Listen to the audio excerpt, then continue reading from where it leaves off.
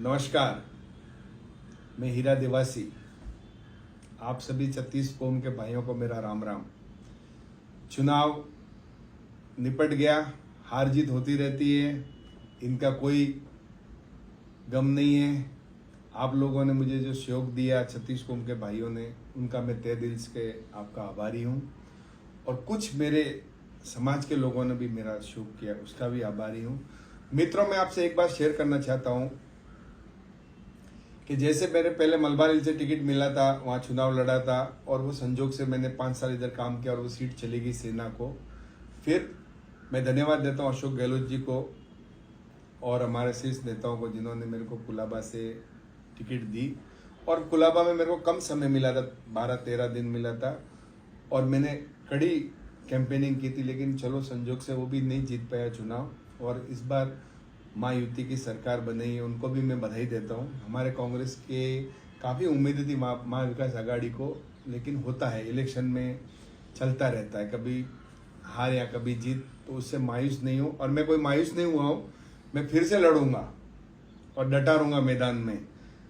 और इससे मेरा हौसला कम नहीं हुआ है। लेकिन सबसे बड़ी आपसे मित्रों एक बात शेयर करना चाहता हूँ कि हमारे विधायक जी रतन जी देवासी, जिन्होंने मेरे को रात को मेरी टिकट डिक्लेयर हुई, उसी रात को 2:30 बजे का टाइम, 1:35 या 1:45 बजे का टाइम था। सुनील पुरोहित जी गवाह हैं, उन्होंने बोला कि मेरा फेसबुक पे पोस्ट डाल हीरा ऐसा। तो हालांकि मेरे को डालना चाहिए था, मेरे शीर्ष नेताओं का, अशोक गहलोत जी का, जिन्होंने टिकट दिलाई, फिर भी उन्होंने बोला कि तुम मेरी पोस्ट डाल रात को।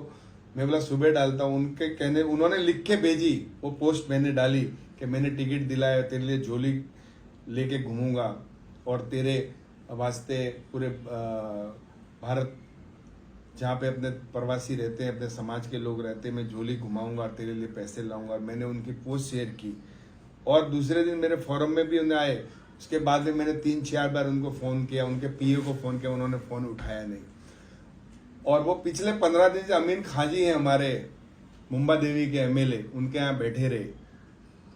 और भाइयों, मैं आपको समाज के बंधुओं से मैं एक निवेदन करना चाहता हूं कि अगर ऐसा रहा तो समाज का बेटा कभी एमएलए नहीं बनेगा, जिंदगी में याद रखना। मेरे साथ हुआ, कोई बात नहीं, उन्होंने फोन पूरी समाज को फोन कर करके दिया, जो मेरी छोटी मोटी मदद करना रहा, उन्होंने पर्सनल फोन कर करके उनको मना किया कि हीरा की मदद मत करना।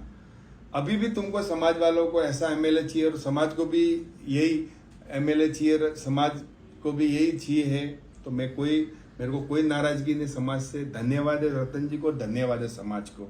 मैं तो ये है कि समाज में ऐसा एक बंदा बोलने वाला नहीं है, एक आदमी समाज में ऐसा नहीं है वो बोल सकता है कि भाई तुम राजस्थान से राजनीति करते हो, ये मुंबई से राजनीति करता है, इसने तुम्हारा क्या बिगाड़ा।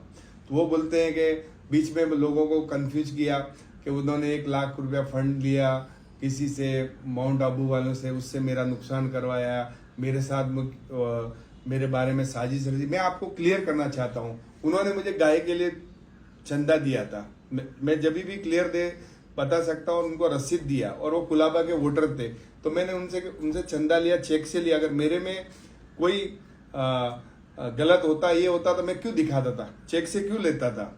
लेकिन उन्होंने अपने इलेक्शन में बहुत पैसे लिए उनसे, उनके साथ उनके संबंध थे, उनके ऊपर बलात्कार का आरोप भी है जो हाईकोर्ट में चल रहा है, वो चलता है। लेकिन इस टाइम पे मेरे को भाइयों दुख के साथ बोलना पड़ता है कि इतनी बड़ी समाज है, देवासी समाज में एक भी आदमी नहीं है बोलने वाला कि ऐसा क्यों। चलिए, मैं तो मेरी लड़ाई लड़ता रहूंगा, मेरी राजनीति चलती रहेगी भाइयों, लेकिन एक बात याद रखना कि अपने समाज में ये कभी नहीं चाहता है कि नया लीडर पैदा हो, और आपके बच्चे भी नेता नहीं बनेंगे, क्योंकि आप उनके सामने ऐसे नतमस्तक हो जाते हो कि जैसा आपके घर पे वो बाजरी की बोरी मिले। क्यों डरते हो पूरा भारत के अंदर? उसने हर भारत के अंदर सारे लोगों को मेरे पास फोन आया कि हीरा भाई हम तैयार है, आ रहे, हम हीरा भाई आ रहे, तैयार है। जब इसका फोन गया उसके बाद में मेरा फोन उठाना बंद कर दिया। क्यों डरते हो?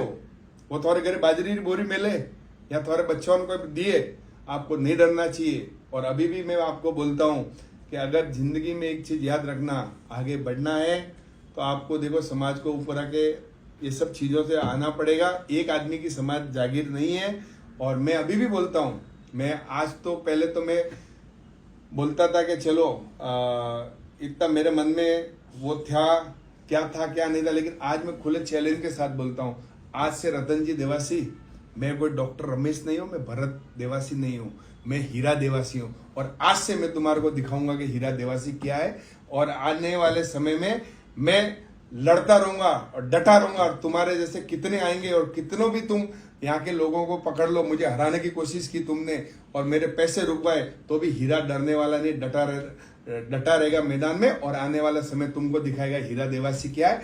और अब तुम चुनाव लड़ो तो मैं खुद खुलेआम तुम्हारा विरोध करूंगा और तुम्हारा प्रचार में विरोध करूंगा कि इसकी मदद मत करो, क्योंकि तुमने मेरे साथ ये एक रबारी के बच्चे के साथ तुमने ये जो घटना की ना, मुंबई में रहकर 15 दिन 1 फुट मेरी विधानसभा लगती, तुम 15 दिन में 1 दिन नहीं आए, मेरा फोन तक नहीं उठाए, और तुम्हारे पीए ने मेरा फोन नहीं उठाए, और तुम अमीन खान जी के यहाँ बैठे रहे और बातें करते हो समाज की। धन्यवाद समाज, मैं आपसे ये आग्रह करता हूं कि आपको जागरूक कर रहा हूं। आप ये मत सोचना कि हीरा हार गया है तो फर्स्ट स्टेट में आके बोल रहा है, यहाँ के वो पागल होके बोल रहा है। मैं फर्स्ट स्टेट में नहीं हूं, और कई चुनाव आएंगे और कई चुनाव, अगला चुनाव भी लड़ूंगा और मैदान में डटा रहूंगा, समाज की सेवा करता रहूंगा। लेकिन भाइयों, आपसे हाथ जोड़कर निवेदन है, इस आदमी से बचिए। ये राजनीति में चाहता है कि यही नेता रहे और कोई नेता नहीं रहना चाहिए देवासी समाज का। चलो, मैं तो मेरा कैसा भी करके गुजारा करूंगा, लेकिन आने वाले समय में तुम्हारा बच्चा कभी राजनीति में आएगा या किसी और का बच्चा राजनीति में जैसे समाज का आगे बढ़ना चाहता होगा, या किसी समाज का बच्चा और राजनीति करना चाहता होगा, ये आदमी कभी आगे आने नहीं देगा। जागो देवासी समाज, जागो। और इससे ज्यादा मैं आपको कुछ नहीं बोलूंगा, आप खुद समझदार हो। राम राम सा।